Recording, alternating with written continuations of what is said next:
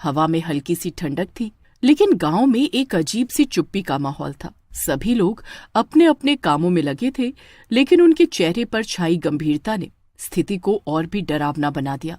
तुम्हें नहीं लगता कुछ सही नहीं है? गांव के लोग बहुत अजीब तरीके से व्यवहार कर रहे हैं, जैसे जैसे किसी का डर उन पर हावी हो गया हो। अरे तुम हमेशा चिंता करती हो कमला, ये बस एक सामान्य शाम है। शायद लोग अपने अपने कामों में व्यस्त हैं। हाँ, सब ठीक है, शायद ये बस एक और रात है, लेकिन तुम चिंता मत करो कमला।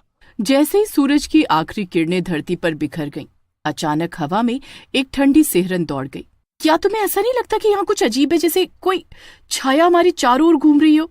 हाँ, तुम सही कह रही हो, ये वाकई अजीब सा लग रहा है। शायद हमें कुछ समय के लिए यहाँ से चले जाना चाहिए।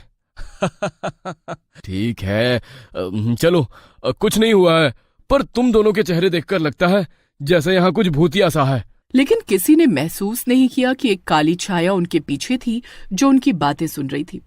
गांव के चौपाल पर बुजुर्ग लोग एकत्रित हुए थे। सबकी आंखों में चिंता और डर झलक रहा था। लोग अपने आसपास की गतिविधियों को भूलकर पिशाच की कहानियां सुन रहे थे और उनके स्वर में डर की गहराई थी। ये रात खास है। हर साल इसी दिन पिशाच गांव में लौटता है। उसकी प्यास केवल खून से ही बुझती है और कोई भी उसकी क्रूरता से अछूता नहीं रह सकता। लेकिन ये सब सिर्फ कहानियां है ना? क्या हमें सच में डरने की जरूरत है? कहानियां या सच, हमें सतर्क रहना होगा। कुछ लोग पहले ही उसके शिकार बन चुके हैं। उनकी चीखें आज भी इस गांव की दीवारों में गूंजती हैं। हम एकजुट रहेंगे। अगर कुछ हो रहा है तो हम एक दूसरे का साथ देंगे। एकता में ही हमारी ताकत है। हाँ, हमें एकजुट होकर उसका सामना करना होगा। हम उसे डराने के बजाय डरने नहीं देंगे। सब लोग एक दूसरे को देख रहे थे, लेकिन किसी ने महसूस नहीं किया कि गांव की हवा में एक खौफनाक सन्नाटा गहराता जा रहा था। महेश और कमला रात के गहरे सन्नाटे में गांव की गलियों में टहलने निकले। चारों ओर चुप्पी छाई हुई थी। अचानक हवा में एक अजीब सी गंध फैलने लगी। क्या तुमने ये गंध महसूस की? ये बहुत अजीब है। ऐसा लगता है जैसे कुछ बुरा यहाँ हो रहा है। हाँ, मुझे भी ऐसा ही लग रहा है। ये सुरक्षित नहीं है। हमें जल्दी वापस चलना चाहिए महेश। जैसे ही वे आगे बढ़े, एक रहस्यमयी परछाई उनकी ओर बढ़ी। क्या तुमने वहां देखा? कुछ था वहां। मुझे ऐसा लगता है कि हम अकेले नहीं हैं। शायद तुम्हारी आंखों ने तुम्हें धोखा दिया। यह सिर्फ हमारी कल्पना है, लेकिन हमें सावधान रहना चाहिए। अचानक एक तेज आवाज आई, जैसे किसी ने दरवाजे को जोर से खटखटाया। महेश और कमला ने अपनी जगह पर ठहरकर एक दूसरे को देखा। यह क्या था? हमें यहाँ से जाना चाहिए। यह जगह अब डरावनी लगने लगी है। उन्होंने तेजी से कदम बढ़ाए, लेकिन उनकी पीठ पर किसी की नजर थी जो उन्हें दूर से देख रहा था। महेश और कमला जंगल के पास पहुंच गए, जहां घने पेड़ और अंधेरा था। अचानक एक जोर की खड़खड़ाहट हुई, जैसे कोई बड़ा जानवर पास ही हो। दोनों ने एक दूसरे की ओर देखा। चलो, हम यहाँ से जल्दी चलते हैं। डर को अपने ऊपर हावी नहीं होने देंगे। लेकिन तभी जमीन के नीचे से एक आवाज आई, जैसे कोई उन्हें पुकार रहा हो। महेश, मुझे लगता है हमें यहाँ से निकलना चाहिए। ये जगह अब खतरनाक लगने लगी है।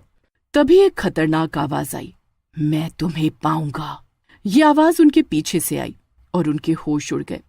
जैसे ही वे भागने लगे, अचानक एक ठंडी हवा का झोंका आया और महेश ने देखा कि एक काली छाया उनके पास से गुजरी, जैसे अंधेरे में कोई शैतान उन्हें घेरने आया हो।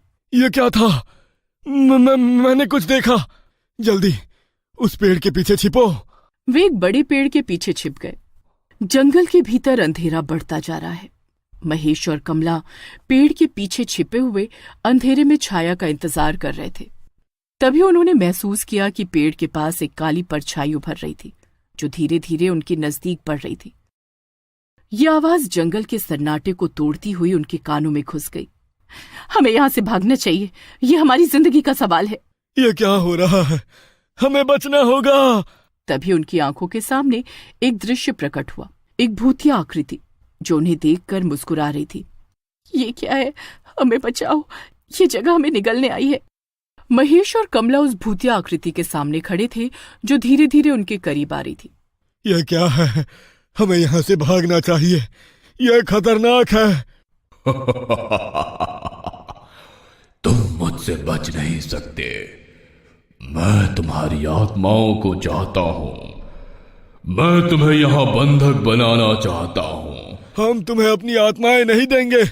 हम जिंदा रहेंगे, चाहे कुछ भी हो।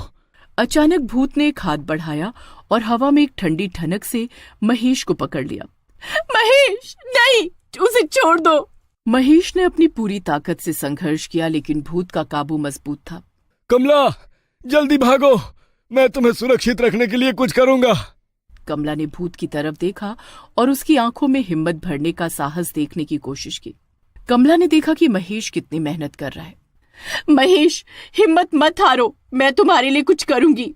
कमला ने चारों ओर देखा और उसकी नजर एक पुराने पेड़ की टहनी पर पड़ी। समय बर्बाद न करते हुए वो दौड़ी और उस टहनी को उठाने के लिए झुक गई। भूत ने कमला की ओर मुड़कर घृणा से कहा, तुम क्या करोगी?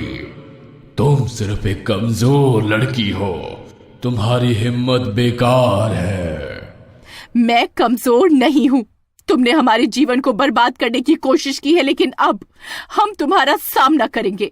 कमला ने टहनी को ऊपर उठाया और भूत की ओर फेंक दिया। टहनी ने भूत के शरीर को छुआ और वो चिल्ला उठा, ये तुमने क्या किया? तुमने मुझे छुआ? महेश ने अपनी पूरी ताकत से बाहर निकलने की कोशिश की और वो धीरे धीरे भूत की पकड़ से निकलने लगा।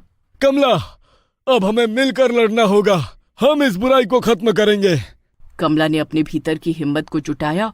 अब तुम्हारी बारी है भूत। तुम मुझे नहीं हरा सकती। मैं अनंत काल से जीवित हूं। तुम मेरी शक्ति को नहीं जानती। लेकिन तुम हमारी जिंदगी नहीं ले सकते। हम तुम्हें हराएंगे। कमला ने टहनी को भूत की ओर फेंका, लेकिन भूत ने उसे एक हाथ में पकड़ लिया। लेकिन महेश ने हिम्मत नहीं हारी।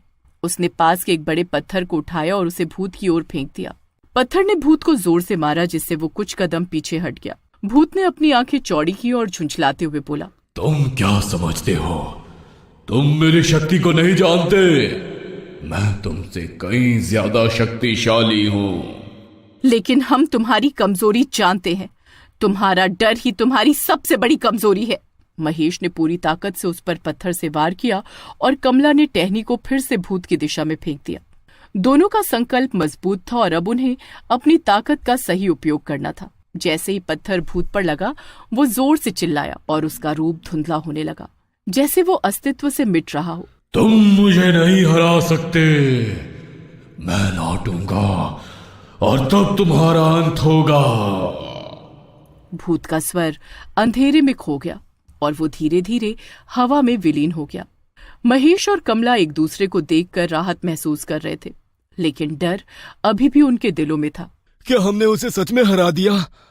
जैसे ही वे गांव के करीब पहुंचे, उन्हें गांव के लोगों की चिंता भरी आवाजें सुनाई दी। महेश, कमला, तुम लोग कहाँ थे? हम तुम्हें ढूंढ रहे थे। हमें भूत का सामना करना पड़ा।